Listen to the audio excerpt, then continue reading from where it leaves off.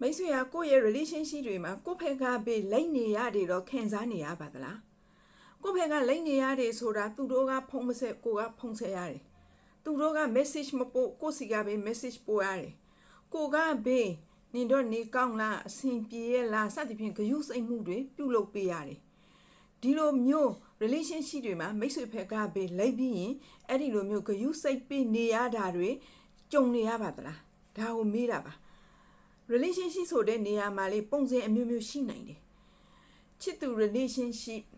သမီးရေးစား relationship ပြီးရင်နောက်တစ်ခါလင်မယားပြီးရင်နောက်တစ်ခါမိဖဆွေမျိုးတွေနဲ့ relationship အထက်လူကြီးနဲ့လက်အောက်ငယ်သား relationship တငယ်ချင်းအရှင်ရှင် relationship စသည်ဖြင့် relationship ပုံစံတွေကလေပုံစံအမျိုးမျိုးရှိနိုင်တယ်ဒါပေမဲ့ဒီလို relationship တွေမှာကိုယ့်ဖက်ကပဲအမြဲတမ်းလိမ့်နေရတယ်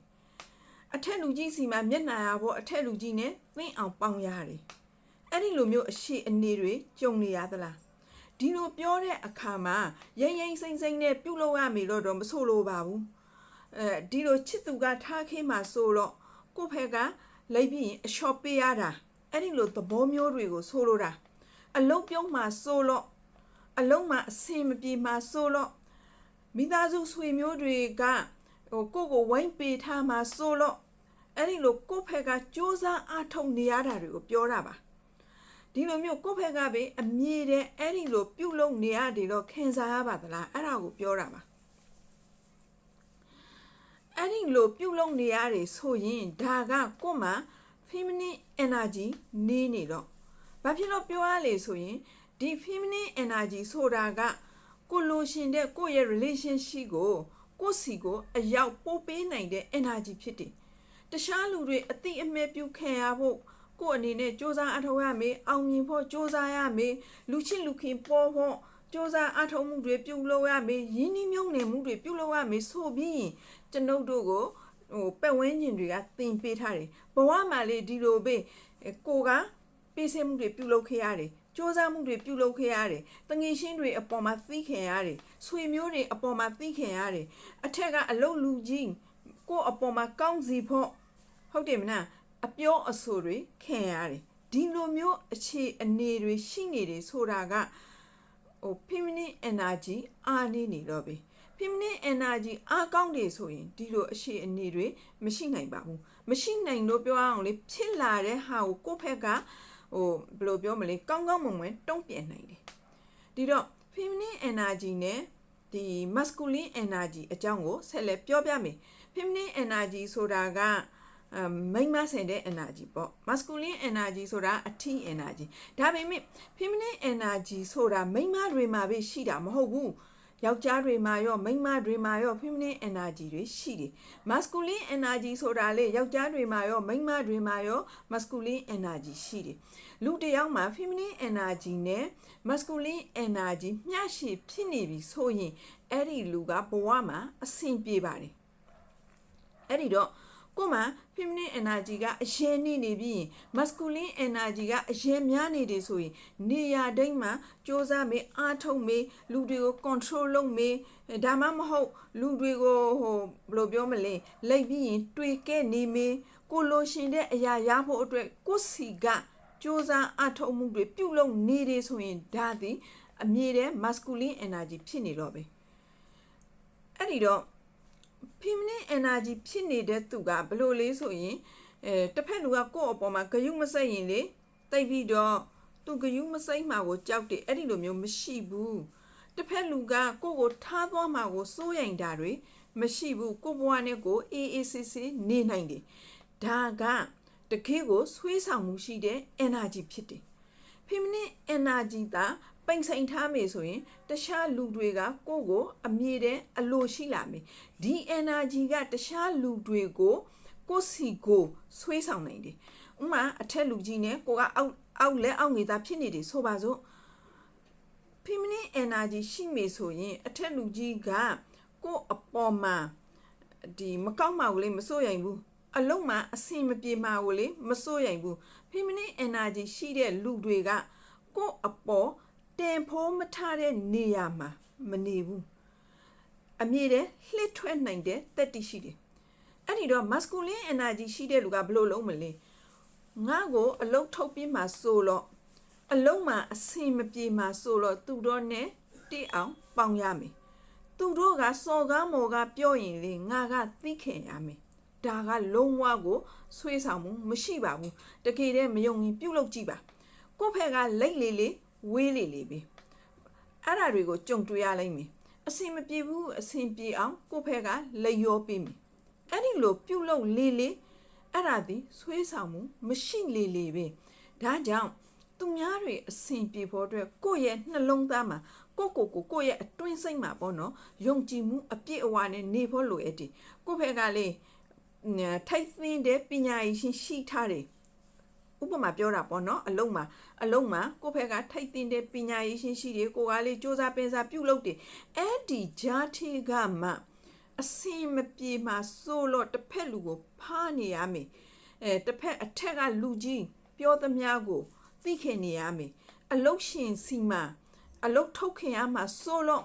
ကိုယ့်ဖက်ကအရှော့ပေးနေရမယ်ဆိုရင်ဒါမဟုတ်တော့ဘူးဒါကြောင့် feminine energy ရှိတဲ့လူတွေကအဲ့လိုမဟုတ်ဘူးကိုယ့်ဖက်ကမဲမဲကင်ကင်နေတော့နေတယ်ဒါပေမဲ့တစ်ဖက်လူကအဲ့လိုမတော်မတရားလုံးမှာကိုမကြောက်ဘူးမစိုးရိမ်ဘူးတကယ်တော့ဖြစ်လာခဲ့သည်ရှိတော့လေအဲ့ဒီနေရာကမြင်မြင်ဆင်ဆင်လှည့်ထွက်နိုင်တယ်ဒါက feminine energy သမားအဲ့တော့အချစ်ရေးမှလို့ပြောမိဆိုရင်လေဘလို့လေးဆိုရင်သူ့ဖက်ကဖုံးလားမလားငါ့ကိုဘေတော့ဖုံးဆက်မလေးစိုးရိမ်ပူပယ်စိတ်တွေများနေတယ်အဲ့ဒါက masculine energy ကြောင့်ဖြစ်တာဒီတော့ဒီစိုးရိမ်ပူပယ်စိတ်တွေများတဲ့အခါတစ်ဖက်လူကဖုံးမဆက်ရင်စိတ်ညစ်တာတွေအဆင်မပြေတာတွေတစ်ဖက်လူစီကအသိအမဲ့ပြုတ်မှုကိုရမှတားလျင်မိမိကိုတင်ဖို့ရှိနေတယ်တော့ထင်တာက masculine energy သမားအဲ့ဒီတော့ကိုက feminine energy ရှိနေဖို့ဆိုရင် feminine energy ရှိနေဖို့တော့မဟုတ်ဘူးလောလောဆယ် feminine energy ရှိနေတဲ့လူကထားသွားရင်လည်းကြည့်မဆိုင်ဘူးငါ့ကိုထားသွားမှလားဆိုတဲ့ကြောက်စိတ်မရှိဘူးကိုရဲတည်နိုင်တယ်ထားသွားရင်လေစိတ်ပူနေစရာမလိုဘူးတချို့သောသူတွေဟာအဲ့ဒီလိုတစ်ဖက်လူထားသွားမှာကိုစိတ်မပူနေတဲ့လူတွေရှိတယ်ကိုယ့်ဖက်ကလေကို့မှာထိုက်သင်းတဲ့အရည်အချင်းတွေရှိတယ်မိန်းကလေးဆိုရင်လေကိုကပညာတတ်တွေဘွေးရတယ်ကိုနဲ့မတော်မရောအရင်ကိုအဆင့်အတန်းကွာဟာတဲ့လူကိုသွားကြိုက်တာမဟုတ်ဘူးကိုနဲ့ဒန်းတူညီတူကိုကြိုက်နှစ်သက်ပါလေရဲ့နဲ့သူကထားသွားမှာကိုငါကစိုးရိမ်တယ်ဆိုတာမျိုးဖြစ်နေတာက masculine energy သမားတွေဖြစ်တာ feminine energy သမားတွေကကိုယ့်ဖက်ကတော့ကောင်းကောင်းမွန်မွန်နေရတာပေါ့နော်ကိုကမဟုတ်တာလုပ်နေတာမဟုတ်ဘူးပုံမှန်ကောင်းကောင်းမွန်မွန်နေပါလေရဲ့နဲ့အဲ့ဒီလိုမျိုးကိုမလိုအပ်ဘူးတင်ဖို့မထားဘူးဆိုရင်အဲ့ဒီနေရာကအပြည့်ပိုင်းလှည့်ထွက်နိုင်တယ်အဲ့ဒါကပင်လျင်တကယ်ကိုဆွေးဆောင်မှုရှိတဲ့ energy ပဲဖြစ်တယ်ဒီတော့ feminine energy နဲ့ masculine energy အကြောင်းကိုဒီလိုအကျဉ်းချုပ်တော့ပြောပြလိုက်ပြီပေါ့နော်ဒါဆိုရင် feminine energy ရှိနိုင်ဖို့အတွက်ကျွန်ုပ်တို့အနေနဲ့ဘယ်လိုပြုလုပ်ရမလဲအချက်၃ချက်ပဲပြောပြမယ်နေရာတိုင်းမှာလေးပြရခဲ့မနေနဲ့စူးစမ်းမှဖြစ်မယ်လိမ့်မှဖြစ်မယ်အဲ့ဒီလိုအတွေ့တွေကိုမထိပါနဲ့အဲ့ဒီလိုအတွေ့တွေကိုထိတယ်ဆိုတာကျွန်ုပ်တို့ဘဝတွေမှာတစ်ခါတလေတချို့သောသူတွေပေါ့နော်တချို့သောသူတွေဟာငေဘဝတုန်းကဒီမိဖဆွေမျိုးတွေရဲ့ဂရုစိတ်မှုကိုမခင်ခေရဘူးကိုအုပ်ချုပ်တဲ့သူရဲ့ချစ်ချင်းမေတ္တာတွေကိုမရဘူးအဲ့ဒီတော့မိခွန်းထုတ်ကြရရှိတယ်မိဖတွေကငါတို့ကိုမချစ်လားအဲ့လိုမျိုးမိဖကတော့ကိုမချစ်ဘူးဆိုတာတော့အများစုကတော့မရှိပါဘူးဒါပေမဲ့မချစ်တဲ့ကြတာအဲ့လိုပဲပြောပြမယ်ဒီလူတွေကအကုန်လုံးသူ့ဟာနဲ့သူ့အက်တာနဲ့သူရှိနေကြတယ်ခလေးတယောက်ကိုဘလို့ဆက်ဆံရမည်ဆိုတာဒီစိတ်ပညာပိုင်းဆိုင်ရာရောအဲ့ဒီလိုမျိုးသိတဲ့လူတွေကရှားတာပေါ့နော်တကယ်ကိုပညာတဲ့မိဖတွေစီမှာလူဖြစ်ရတာကတော့ပိုကောင်းတာပေါ့ဒါပေမဲ့လူတိုင်းကအဲ့ဒီလိုမျိုးဖြစ်ရှင်တိုင်းမပြည့်စုံကြပါဘူးဒီတော့မိဖတွေရဲ့ဂရုစိတ်မှုတွေကိုမခင်ရဘူးဆွေမျိုးတွေရဲ့ဂရုစိတ်မှုတွေကိုမခင်ရဘူးလျှင်လျူရှုခင်ရတယ်ရှုခင်ရတဲ့အခါဒီမိဖဆွေမျိုးတွေကိုစောင့်ချောက်ပေးတဲ့လူတွေစီမှာမျက်နှာသာရဖို့အတွက်အချစ်ခင်ရဖို့အတွက်ဂရုစိတ်ခင်ရဖို့အတွက်လူတချို့သောကလေးတွေဟာမျက်နှာရှိုးသွေးကြတယ်အဲ့ဒီအကျင့်တွေဟာငေဘဝတွေကဆွေးလဲလာတဲ့အခါမှာကြည့်လာတဲ့အခါမှာလေကိုယ့်ရဲ့ relationship ကိုချစ်တဲ့ကောင်လေးကိုချစ်တဲ့ကောင်မလေးစီက မျက်နှာตาရဖို့အတွက်ကိုယ့်ဖက်ကကောင်းပေးရတယ် next ဖြစ်တယ်ပေါ့ကွာဒါတွေက masculine energy ဖြစ်နေတာ feminine energy နဲ့ပြောင်းပြန်ဒါဆိုရင် feminine energy ရှိတဲ့သူတွေမှာကြတော့ဘလို့ဖြစ်လာလဲဆိုရင်ကိုအလိုလိုနေရင်ငါကအချစ်ခင်ရဖို့ထိတ်တယ်အဲ့ဒီတော့ငါကိုမချစ်ရင်ထားသွားမလားထားသွားကိုကောင်းကောင်းမွန်မွန်တင်ဖိုးထားတဲ့လူစီမာမှကိုရဲ့ဒီစိတ်ပိန်းဆိုင်ရာကိုပိန်းဆိုင်ရာကိုရင်းနှီးမြုပ်နေတာတွေရှိတယ်ဒါမှမဟုတ်ပဲဒီလိုအဲ့ဒီလိုငေဘွားတုံးကဂယုစိတ်မခင်ရအခေဘူးအဲ့ဒီလိုလူတွေကြတော့ကိုအပေါ်မှာအေးဆဲဆဲနှိမ်လွဲတဲ့လူတွေကိုအပေါ်နေစိမ့်ကအဆင်မပြေတဲ့အလွေသုံးစားလုပ်တယ်အဲ့ဒီလိုလူတွေအပေါ်မှာကိုကရင်းနှီးမြုပ်နှံမှုတွေပြုလုပ်တယ်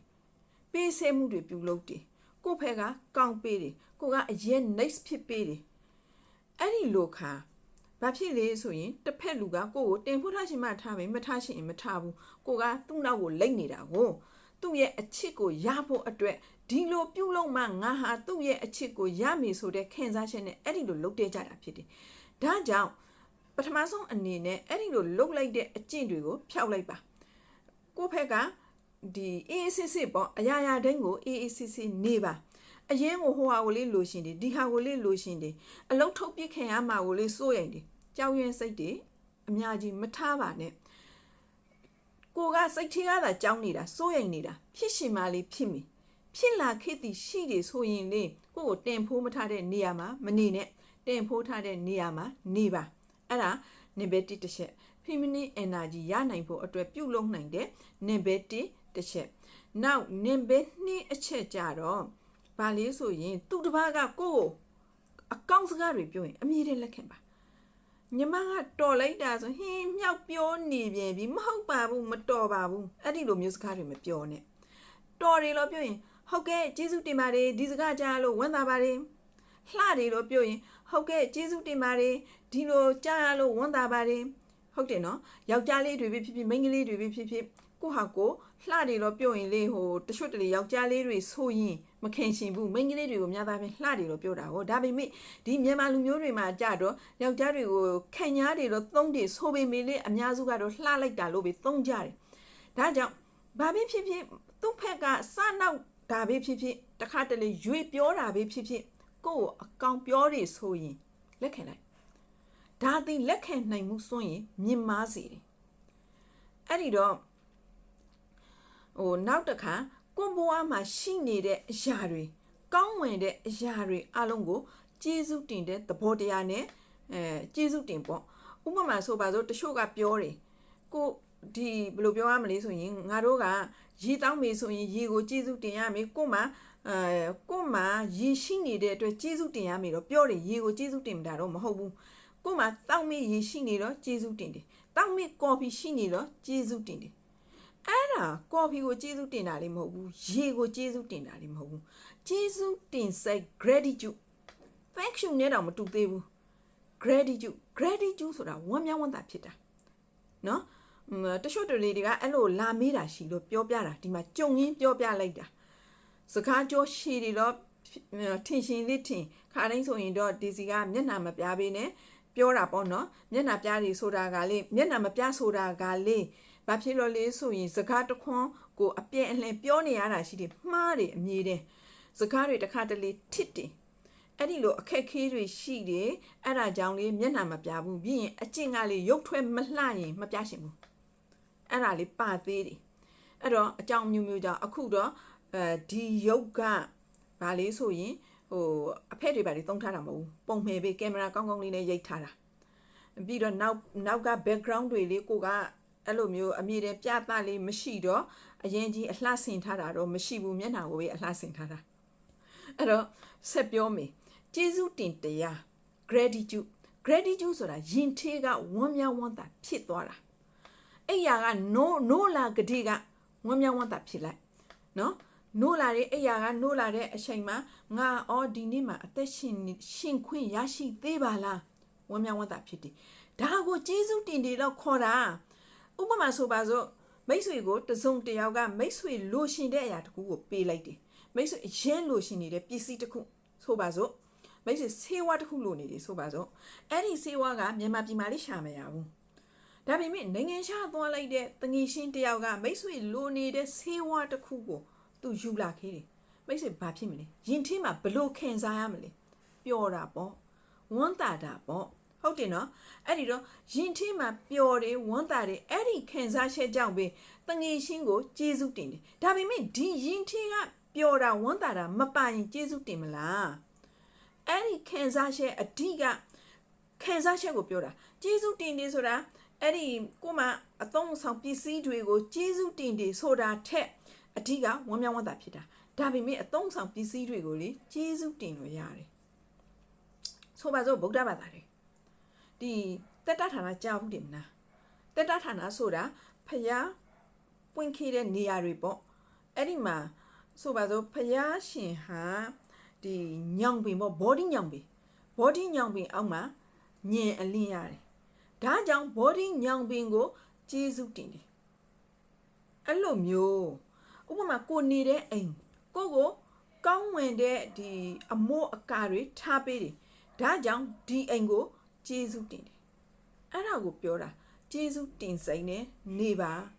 ပထမတစ်ခုကတိတ်ပြီးတော့ပြာခဲ့ပြီးဟိုအရင်စလို့ဒီဟာပြုလို့ရမယ်ဟိုဟာပြုလို့ရမယ်မမှန်နဲ့ဒုတိယအချက်ကတော့ကျေးဇူးတင်စိမ့်နဲ့နေပါ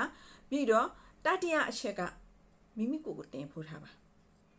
မိမိကိုယ်ကိုတင်ဖို့ထားတယ်ဆိုတာဒီစီကအခုပြောပြနိုင်တာပေါ့နော်အရင်တုန်းကလေဘလို့ရှိလေဆိုရင်ဒီစီတော့လေဟိုအရင်တုန်းကအချစ်ငက်ခေတယ်အချစ်တခြားတယောက်စီကအချစ်ကိုခံရဖို့အတွက်ကိုယ့်ဘက်ကရင်းနှီးမြုပ်နှံမှုတွေပေးဆက်မှုတွေပြုလုပ်ရမယ်ဒါတွေပဲထင်ခဲ့တာကိုကဒီလိုပဲသင်ကြားခင်ခဲ့ရတဲ့အခါအဲ့ဒီတော့တချို့တလေတွေကပြောတယ်ကိုတင်ဖို့ထားအဲ့ဒီကိုတင်ဖို့ထားဆိုတဲ့စကားကိုနားလည်ရကောင်းမဲတော့မသိငါကိုဘလို့တင်ဖို့ထားရမလဲအဲ့ဒီလိုတွေးခိမိတယ်စီးတွေဘောင်တွေမထတဲ့ခိဘူးကိုဘဝမှာဒါနောက်ဆုံးပြောမယ်ဆိုရင်ချစ်သူ relationship ကိုပြောတာမဟုတ်ဘူးတငီရှင် relationship တောင်မှကိုခင်တဲ့လူတယောက်ပေါ့နော်လူတိုင်းကိုလည်းမဟုတ်ပါဘူးကိုခင်တဲ့လူတယောက်ကကိုဘဝကပျောက်သွားမှဆိုလို့အဲ့ဒီလိုမျိုးဘဝမှာဒီလူကိုနောက်ကရှာမတွေးမှဆိုလို့မိန်းမပဲဖြစ်ဖြစ်ယောက်ျားပဲဖြစ်ဖြစ်အဲ့လိုအရင်ခင်တဲ့တယ်တင်ရိုးစဉ်တွေ့တဲ့တယ်ဒါပေမဲ့ဒီစိတ်ပညာကိုလေ့လာကြည့်တဲ့အခါဒါတွေဟာကိုနဲ့ဝေးကွာသွားမှဆိုလို့တင်ရိုးစဉ်ဖြစ်တာဒါ emotion ပိုင်းဆိုင်ရာတွေစိတ်ပိုင်းဆိုင်ရာတွေမှာအနာတရားတွေရှိတော့ဒီလိုတခြားလူကိုတွေ့တာဘာမှမဟုတ်ဘူးအဲ့လိုမျိုးစိတ်ပညာကတော့အဲ့လိုပြောတယ်ကိုကတော့ငါတင်ရိုးစဉ်ရှိတယ်အဲ့လိုထင်တာပေါ့နော်အဲ့တော့လိုလေးဆိုရင်ကိုတင်ဖို့ထားရမယ်ကိုတင်ဖို့ထားရမယ်ဆိုတာဘယ်လိုလဲကိုအလွေသုံးစားလုပ်တဲ့လူတွေနဲ့မပေါင်းသင်းနဲ့ toxic ဖြစ်တယ်တချို့တလေတွေက toxic relationship ကိုတင်ဖို့ထားဖို့မတက်တဲ့အခါကိုအပေါ်မှာ abuse လုပ်တယ်အလွေသုံးစားလုပ်တယ်ကိုအနိုင်ကျင့်တယ်မလေးမစားဘူးတငီရှင်းလေးစားရမယ်ဆိုတာတွေရှိတယ်အဲ့ဒါတွေကိုတော့မသိဘူးတချို့ကအဲ့ဒီလိုမျိုးဟိုအနိုင်ကျင့်တာပေါ့နော်ဒါပေမဲ့ဒီနုနဲ့အစင်မပြေမှာဆိုတော့ဒီ toxic relationship ကိုသိခင်ပြီးနေရတယ်တချို့တလေတွေရှိတယ်ဒီစီကတော့အဲ့လောက်ထိတော့သိခင်တဲ့လူတော့မဟုတ်ဘူးဒါပေမဲ့ဘဝမှာအဲ့လိုပျောက်ကွယ်သွားမှာကိုစိုးရတယ်အဲ့လိုမျိုးဒါမေးလေအရင်ကြီးသိခင်တဲ့ထိမှာတော့မပါဘူးအဲ့တော့တချို့တလေတွေကတော့အဲ့လိုအငင်းပေးတာပေါ့ကွယ်အဲ့လိုဟာမျိုးဆိုရင်ကိုဟာကိုတင်ဖို့ထားတာနဲ့မတူတော့ဘူးသူတပားကကိုအပေါ်မှာဟိုမုန်တီမှာဆိုလို့ကိုကအချော့ပေးနေရတယ်ဒါတွေကတင်ဖို့ထားတာမဟုတ်ဘူးကိုတင်ဖို့ထားတယ်ဆိုတာကဘလို့ဟာမျိုးလေးဆိုရင်သူတပားပေါ်မှာရိမ့်စိမ့်နေတာလေးမဟုတ်ဘူးကိုတင်ဖို့ရှိတဲ့ပစ္စည်းလေးတစ်ခုကိုအရင်မြင်လို့တဲ့ပစ္စည်းလေးတစ်ခုကိုစိတ်ထဲမှာစဉ်းစားကြည့်လိုက်အဲ့ဒီပစ္စည်းကိုကဘလို့လုံးမလဲကောင်းမွန်တဲ့နေရာလေးတွေမှာထားမယ်မဟုတ်ဘူးလားလုံခြုံတဲ့နေရာလေးတွေမှာထားမယ်အဲ့တော့မိမိကိုတင်ဖို့ထားတယ်ဆိုတာလေမိမိကိုကောင်းမွန်တဲ့နေရာမှာထားလုံခြုံတဲ့နေရာမှာထားမိမိကိုမနှိမ်ချထားနဲ့မိမိကိုနှိမ်ချပြီးမနေနဲ့များသောအားဖြင့်မိန်းကလေးတွေအိမ်မှာမိသားစုတွေရဲ့ဆက်ဆံဓာတ်တွေပေါ့နော်သမီးဆိုတဲ့အခါဟို အမေအဖေကနှိမ်ချထားတယ်အဲ့ဒါတွေကအပြင်မှာလေအဲ့ဒီလိုယောဂတွေကပါလာတယ်ဒီတော့လူမှုဆက်ဆံရေးမှာအဆင်မပြေတာတွေအဲ့ဒါတွေပါတယ်အိမ်မှာအဆင်မပြေတဲ့လူကအပြင်မှာလေအဆင်မပြေဘူးအပြင်မှာဘာဖြစ်တော့အဆင်မပြေလဲအဲ့ဒီ toxic relationship တွေကိုပဲလိုက်ပြီးရင်ဆွေးဆောင်နေမိတယ်လို့ toxic relationship ကငါထွက်ခွာရမယ်လို့တက်တိမရှိကြဘူးအဲ့တော့မိမိကိုယ်ကိုတင်ဖို့ထားအဲ့ဒီလိုတင်ဖို့ထားဖို့အတွက်စီးတွေဘောင်တွေရှာမဲထားပါဘလို့စီးတွေဘောင်တွေရှာမဲထားမလဲဆိုရင်ကိုယ့်ကိုလူတစ်ယောက်ကဒီလိုဆက်ဆင်လာတယ်ကိုမကြိုက်ဘူးမကြိုက်ရင်အဲ့ဒီလူကိုပွင့်ပွင့်လင်းလင်းပြောလိုက်ငါကိုဒီလိုဆက်ဆင်တာကိုငါမကြိုက်ဘူးအဲ့လိုပြောလို့မှအဲ့ဒီလူကထက်ပြီးရင်အဲ့လိုလှုပ်လိုက်အဲ့ဒီလူနဲ့ဝေးကွာရပါစေလေဘာဖြစ်လဲနော်အဲ့ဒီလိုလှစ်ထွက်နိုင်တဲ့တတိရှိရမယ်ပြီးတော့အဆင့်အတဲမတူတဲ့လူတွေနဲ့မပေါင်းနဲ့ကိုတို့ကအရင်ရိုးသားတယ်ဒီလူကအဆင့်အတဲမရှိတာကိုလေသိတယ်ဒါပေမဲ့ကိုယ်စိတ်ထဲကခင်တဲ့အခါအဲ့ဒီလူကိုသွားပေါင်းမိတယ်သွားပေါင်းမိတော့အဲ့ဒီလူကပေးတဲ့ဒုက္ခကိုကိုကခံရတယ်အဲ့ဒါတွေရှိသေးတယ်လောကကြီးမှာဒါပေမဲ့တချို့တလေကြတော့အမှန်တကယ်ဒုက္ခရောက်နေလို့ကိုကကုညီတာမျိုးနဲ့ကြလေမတူဘူးပေါ့နော်ကိုကအနစ်နာခံတာနဲ့ဒီကုညီတာနဲ့မတူ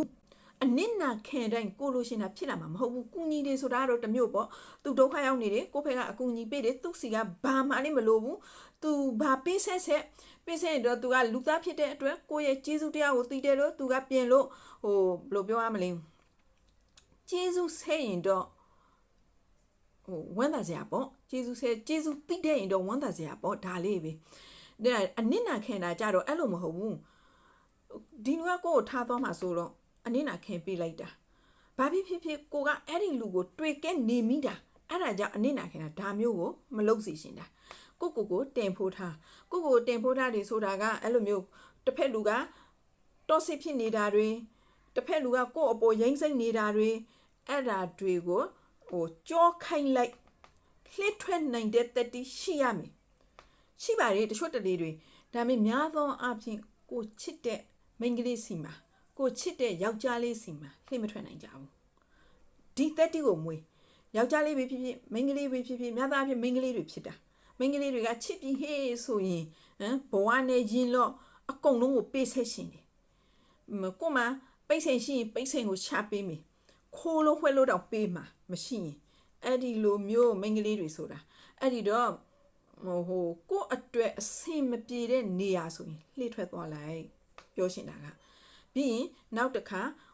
အဲ့ဒီလိုစိတွေပေါင်းတွေရှားထားပေါ့ကွာခုနကပြောပြီးပြီကိုဒီလိုဆက်ဆင်ရင်မကြိုက်ဘူးဘလို့မှဆက်ဆင်ပါကိုကမောက်မှာဖို့ပြောတာမဟုတ်ဘူးဒီစကားကအဲ့ဒီလိုစိတွေပေါင်းတွေရှားပြီးရင်ကိုဘဝနဲ့ကိုအေးအေးဆေးဆေးနေပါလက်တိုင်းလေးရတာမဟုတ်ပါဘူးလောကကြီးဆိုတာလက်လေဝေးလေပါပဲဒီစကားကိုပြောရှင်တယ်ဒီလောက်ဆိုရင်မိတ်ဆွေတော့အနေနဲ့ဒီ feminine energy ရနိုင်မယ့်အကြောင်းလေးတွေကိုသိပြီးလောက်ပြီးတော့ထင်ပါတယ်ဒီ feminine energy ကိုပိန်ဆိုင်ရှင်းအဖြစ်တခြားသူတွေကမိတ်ဆွေတော့ကိုအလိုရှိနေမယ်။ဘာဖြစ်လို့လဲဆိုရင် feminine energy ကိုပိန်ဆိုင်တဲ့လူတွေကဘလို့ energy တွေထုတ်လွှဲလေဆိုရင်မိမိကိုယ်ကိုယုံကြည်မှုအပြည့်အဝရှိတဲ့ energy စိတ်အေးရှင်းတဲ့ energy အပြုသဘောဆောင်တဲ့ positive energy တွေကိုအမြဲတမ်းထုတ်လွှဲတယ်။အဲ့ဒီလိုထုတ်လွှဲနေတဲ့သူတွေကိုတခြားသူတွေကလေအာယုံခံမိတယ်။သူတို့မှလေဘလို့လေးဆိုရင်သိတာပေါ့နော်ကိုတွေလေးတချို့တလေတွေဆိုရင်ဒီနေရာမှာဒီလိုဖြစ်နိုင်တယ်ဒီလူကဒီလိုပုံစံမျိုးရှိတယ်ဒီလူကစိတ်အေးရှင်းတယ်ဒီလူနဲ့ပေါင်းရတာကောင်းတယ်စသဖြင့်လူတွေကအာယုံခင်မိတယ်ဒီတော့ feminine energy ရှိတဲ့လူတွေနဲ့ပေါင်းလိုက်တဲ့အခါမှာမိမိကိုလုံခြုံတယ်လို့ခံစားရတယ်အေးရှင်းတယ်လို့ခံစားရတယ်ပျော်ရွှင်မှုကိုခံစားရတယ်အဲ့ဒီအချိန်မှာသူတို့တွေကကိုအလိုလျောက်ဆွေးငင်ပြီးသားဖြစ်သွားတယ်ဒီတော့ feminine energy ဆိုတာတခြားလူတွေကိုအလိုလျောက်ဆွေးငင်နိုင်တဲ့သင်လိုက်တဲ့ကြီးဖြစ်တယ်ဒါကြောင့် feminine energy ကိုပိန်ဆိုင်နိုင်အောင်ပြုလုပ်လို့ရပါတယ်ခုနကပြောခဲ့တဲ့အချက်အလက်တွေနဲ့ feminine energy ကိုပိန်ဆိုင်အောင်ပြုလုပ်လိုက်ပါမိတ်ဆွေဟာတခြားလူတွေကိုကိုအလိုရှိနေတဲ့လူတွေကိုအလိုလျောက်ဆွေးငင်ညှို့ယူနိုင်ပါလိမ့်မယ်လို့ပြောဆိုရင်ဒီဗီဒီယိုကိုညီကုန်းချုပ်ပါတယ်ဒီဗီဒီယိုကိုအဆုံးထိနားထောင်ပေးကြတဲ့မိတ်ဆွေတွေအားလုံးကိုကျေးဇူးအထူးတင်ပါတယ်